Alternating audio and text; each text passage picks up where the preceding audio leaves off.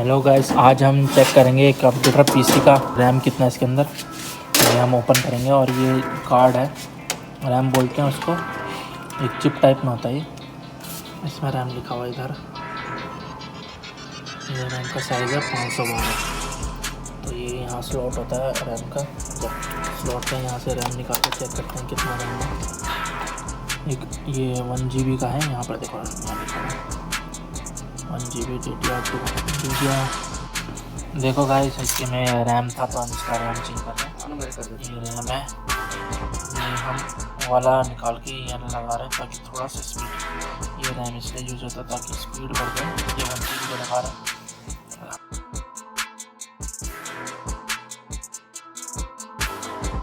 तो गाइस ऐसा लगाना है ताकि वो जो नीचे एक स्पेस होता है, ये वाला जो स्पेस होता है, ये वाला जो इसका एक बीच में सेंटर में रखिए, तब इसमें ऐसा लगा हुआ है। तो बस जैसे ही वो सेट हो जाता है, इसको बस ऐसे दबाना है, ये लॉक हो जाता है इधर। फिर वो चेक करेंगे, ये जो कट पीस है ये इसके सेट होना चाहिए। इसको लगाएंगे, इसमें लगाने के बाद जैसे ये सेट हो जाता है, कुछ नहीं बस यहाँ से इसका करना है, इसे दबाना है, वो अपने आप लॉक कर देगा। इसको भी ऐसे करके दबाना है, ये लॉक हो जाएगा।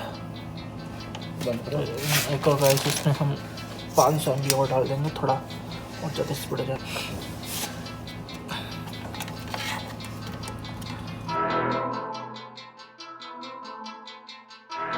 इसके बाद हम इसको बंद कर देंगे, चेक करेंगे इसका थोड़ा स्पीड बढ़ा है कि नहीं। थोड़ा स्लो था तो हमने इसमें 1.5 GB डाल दिया।